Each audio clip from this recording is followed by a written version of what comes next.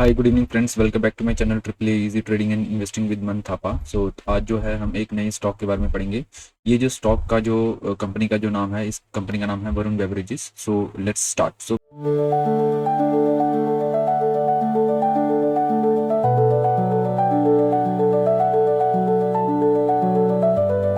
Varun Beverages is PepsiCo's largest bottler outside the US. Reported Q3 CY 2025 net profit up 18.5% to 745 crores. Could this be your next long-term wealth creator? Let's discuss. VBL stock gained 9% post Q3 results but faces seasonal challenges. In next 15 minutes, I will show why this could be a next term long-term wealth creator and a gem. Starting with its business segment, let's deep dive how business Varun Beverages makes the money. So Varun Beverages operates in two key segments. The first is carbonated soft drink, which contributes 70% of revenue, like Pepsi, 7-Up, Mountain Dew, Mirinda. High margin classic driving core sales. The non-carbonated drinks, which contribute 30%, are juices like the brand Tropicana, energy drinks like Sting, packaging water lights Aquafine, and dairy-based products. They bottle and distributes for PepsiCo in India, 27 states and 7 UTs, and international market like Nepal, Sri Lanka, Morocco, Gambia, Zimbabwe, and South Africa. Now you know the segments. Let's check their order book. VBL order book is its bottling contract and production pipelines. As of Q3 CY 2025, consolidated sales volume up 2.4% year-on-year with strong international growth in South Africa offsetting a domestic monsoon impact. Capacity at 3 billion plus unit annually with a new facility in Africa boosting the future volumes. This is a very key point. Why Varun Beverages growing? Let's look at the industry as well. The 2,500 crore Indian beverage market grow 15% annually. Key drivers: digital streaming, OTT demands, rising disposable incomes, and premiumization in non-carbonated drinks. VBL Edge, second largest PepsiCo bottler globally with 125.8 million YouTube subscribers for brand reach. What's VBL growth plan? Let's discuss.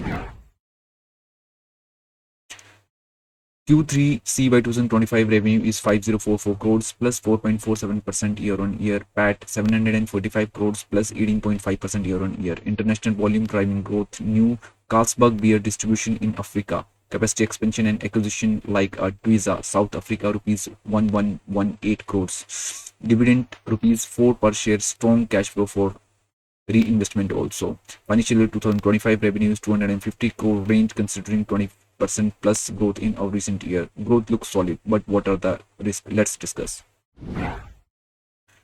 Seasonal monsoon impact on domestic volume. Higher operating cost tipped Q3 EBITDA margin to 23.4%. Competition from a Coca-Cola and a lower price point competitor from Campa-Cola. Stock down 10% in past year. High valuation at 50x plus PE. Now let's look at the number.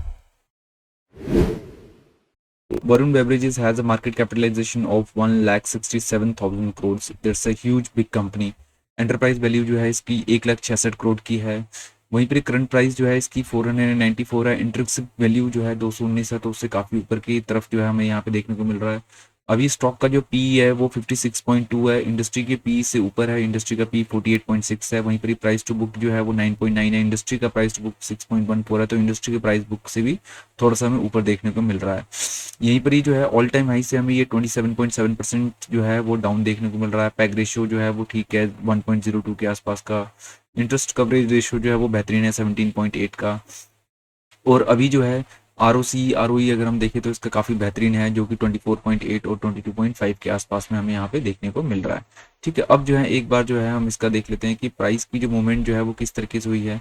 तो last 10 साल में अगर price की movement अगर हम देखें तो ये 60 रुपये का स्टॉक होता था 2020 के आसपास में। इसमें जो है ऑल टाइम हाई जो है 670 के आसपास का मार्केट जो अभी जो है करीबन करीबन 27-28% डाउन हमें देखने को मिल रहा है। वहीं पर अगर जो है मैं इसका पीई 10 साल 5 साल या 3 साल अगर मैं देखूं तो हमें जो है मीडियन से कम देखने को मिल रहा है। Likewise price to book value 3 साल 5 साल और अगर 10 साल से मैं देखूं तो हमें जो है ये मीडियन से नीचे ही देखने को मिल रहा है। ठीक है, इसके बाद में जो है इसके प्रोज एंड कॉन्स जो है वो आप देख लीजिए। कंपनी ने डेट रिड्यूस किए हैं, कंपनी ने अच्छा प्रॉफिट ग्रोथ करा है, कंपनी के रिटर्न ऑन इक्विटी का अच्छा ट्रैक रिकॉर्ड है और कंपनी की जो मीडियन सेल जो है लास्ट 10 साल में वो 24.7% है, विच इज एक्सट्रीमली गुड।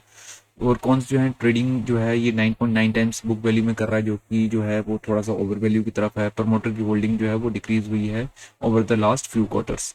ठीक है, अगर हम पीयर्स में अगर हम कंपैरिजन कर लें तो इसका जो है current market to book value अगर देखेंगे तो वैल्यूएशन वाइज जो है ये डेफिनेटली एक्सपेंसिव है। इस स्टॉक को जो है हम हमेशा जो है महंगा ही ये मिलेगा, लेकिन अगर हम इसके जो है खुद से अगर हम इसको कंपेयर करें लास्ट 5 साल 10 साल 3 साल पी रेशो से, तो हमें जो है वहाँ पे देखने को मिल रहा है। तो ये जो है ये जो है वैल्यू बाइंग नहीं है। ये जो है कौन सी वाली बाइंग है, ये जो है ये है value eight reasonable price.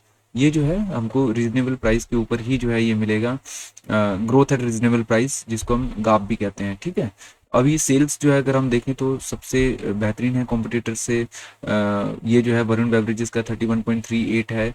ROC जो है जितने भी इसके कॉम्पिटिटर उसमें सबसे बेहतरीन है। आरओई जितने भी कॉम्पिटिटर हैं उसमें सबसे बेहतरीन है। इसके बाद में पेग रेशियो जो है काफ़ी अच्छा है, 1 के आसपास या 1 से कम हो तो और भी ज़्यादा अच्छा होता है। यहाँ पे जो है ओरिएंट बेवरेजेस का और भी बेहतरीन है, लेकिन पेग रेशियो इसका भी जो है काफ़ी अच्छा माना जाएगा। ऑल टाइम हाई से जो है हमें 27.6% डाउन हमें देखने को मिल रहा है, जो कि काफ़ी अट्रैक्टिव वैल्यूएशन पे अभी देखने को मिल रहा है। सितंबर में जो है इसने 4,897 करोड़ का बिजनेस करा था। लास्ट में जो है 4,800 तो 100 करोड़ के आसपास का बिजनेस यहाँ से इंक्रीज हुआ है। 630 करोड़ का जो इसने जो रेवेन्यू करा था वहां से बढ़ के जो है 745 करोड़ के आसपास का रेवेन्यू है। वहीं पर अगर जो है अगर हम लास्ट 5 साल का डेटा देखें तो दिसंबर 2021 में 8,800, 2022 में 13,000, 2023 में 16,000 और 2024 में जो है 20,000 करोड़ का बिजनेस करा है। 12 ट्रेलिंग मंथ में जो है 21,000 करोड़ का बिजनेस ये ऑलरेडी कर चुके हैं। लाइक वाइज जो है अगर हम प्रॉफिट जो है नेट प्रॉफिट जो है अगर लास्ट 4 साल का देखें तो 1,550, 2,102, 2,634 और अभी 12 ट्रेडिंग मंथ में हाईएस्ट एवर 2,998 करोड़ का प्रॉफिट यहाँ पे देखने को मिल रहा है, जो कि काफी बेहतरीन है।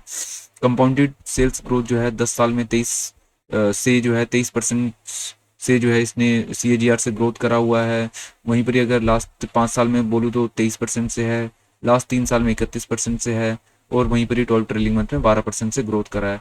अब यहाँ पे जो डिफरेंस जो है इसका यहाँ पे देखने को मिल रहा है कि 3 साल में जो है जहाँ पे इसने 31% का ग्रोथ करा है, यहाँ पे 24% का ग्रोथ है, और 12 ट्रेलिंग मंथ में जो है जहाँ पे 12% का ग्रोथ करा था, स्टॉक प्राइस जो है -24% से जो है मूव करा हुआ है।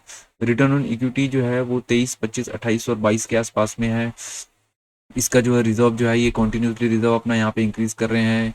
उसके बाद में CWIP भी जो है इन्होंने जो है लास्ट 2 सालों में 2023 और 24 में जो है वो काफ़ी बेहतरीन करा हुआ है। एक बार 2023 में 1,922 करोड़ और दिसंबर 2024 में जो है 1,170 करोड़ के आसपास का कैपेक्स करा है, जो कि जो है ये किंगफिशर की बियर बनाने में भी जो है ये बना रहे हैं। ठीक है, तो ये जो है इनकी इन्वेस्टमेंट वगैरह है। कैश फ्रॉम ऑपरेटिंग एक्टिविटी जो है वो एक्सलेंट है, जितना ये प्रॉफिट दिखाते हैं उतना ही जो है ये उस कैश को कन्वर्ट भी कर पा रहे हैं। डाटा डेज वगैरह, कैश कन्वर्सेशन साइकिल्स वगैरह सारी चीज़ें काफ़ी बेहतरीन है। ROC अगर आप देखेंगे तो लास्ट 5 साल का जो है वो 17%, 27, 29 और 25% के आसपास का यहाँ पे आपको देखने को मिल रहा है, जो कि जो है अभी भी जो है हाईएस्ट लेवल पे नहीं है, हाईएस्ट से थोड़ा सा कम है, और लोअर लेवल से थोड़ा सा ऊपर के आसपास का देखने को मिल रहा है। शेयर होल्डिंग पैटर्न अगर हम देखेंगे तो मार्च 2025 में जो है 60% की होल्डिंग से जो है घटकर जो है वो 59.82% की होल्डिंग जो है वो करी थी जून 2025 में। तो यहाँ पे जो है कुछ 0 पॉइंट समथिंग परसेंट का जो है इन्होंने करा, 0.8% के आसपास का।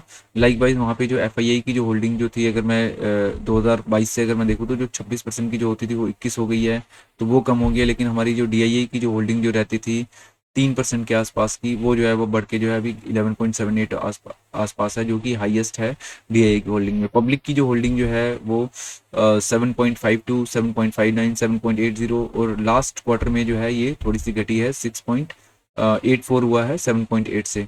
तो यहाँ पे भी जो है कुछ पॉजिटिव है। लाइक वाइज जो है हमारे जो नंबर ऑफ शेयर होल्डर्स जो थे वो भी घट के जो है 9,62 से 68 से घट के जो है वो 9,02,000 के आसपास हो गए हैं। ये भी जो है काफ़ी पॉजिटिव माना जाएगा। आपको जो है दोस्तों एनुअल रिपोर्ट, क्रेडिट रेटिंग और कॉन कॉल को जो है डेफिनेटली गो थ्रू करना है।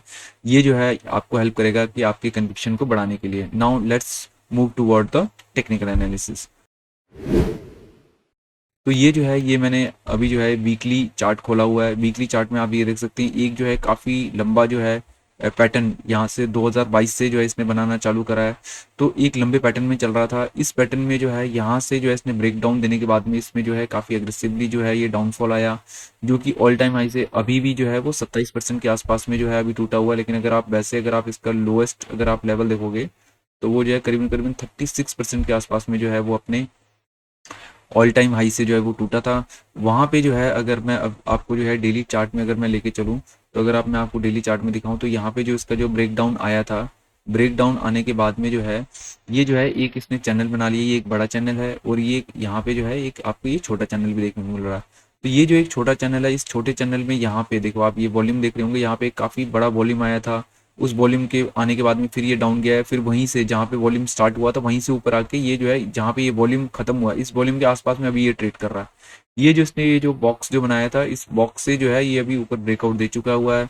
उसके बाद में ये हमने मूविंग एवरेज लगाया हुआ है जो कि जो है 100 एंड 200 मूविंग डेज है। तो अब इस दोनों से जो है ये ऊपर इसने ट्रेडिंग करना चालू कर दिया हुआ है। तो अगर हम टेक्निकली हम इसको देखें तो टेक्निकली भी जो है ये काफ़ी अच्छे लेवल पे हमें देखने को मिल रहा है और फंडामेंटल भी हमने जो है पूरी डीप स्टडीज करी तो फंडामेंटल भी जो है ये हमें काफ़ी अच्छे लेवल पे देखने को मिल रहा है। तो दोनों ही तरीके से दोस्तों हमने जो है पूरी डीप एनालिसिस करी, पूरी स्टडी करी एक कंपनी की। तो यहाँ पे जो है हमें दोनों तरीके से फंडामेंटल और टेक्निकल दोनों तरीके से जो है ये कंपनी काफ़ी बेहतरीन लग रही है। इसको अगर हम आने वाले 3 साल 3 से 5 साल के लिए अगर हम इसको होल्ड करके चलें तो हम एक अच्छा जो है ये जो स्टॉक से जो हम अच्छा एक वेल्थ क्रिएट डेफिनेटली कर सकते हैं। ठीक है दोस्तों, तो जिस तरीके से मैंने ये पूरी वीडियो आपको बनाई है इस तरीके से जो है नेक्स्ट वीक जो है एक नई कंपनी की स्टडीज़ वगैरह मैं लेकर आऊँगा और आपके जो है मेरी तरफ से नए साल की 2026 की ढेर सारी शुभकामनाएं। Happy new year 2026। Take care. So let's meet on next week. तब तक I am signing off. Take care. See you this side मंथापा।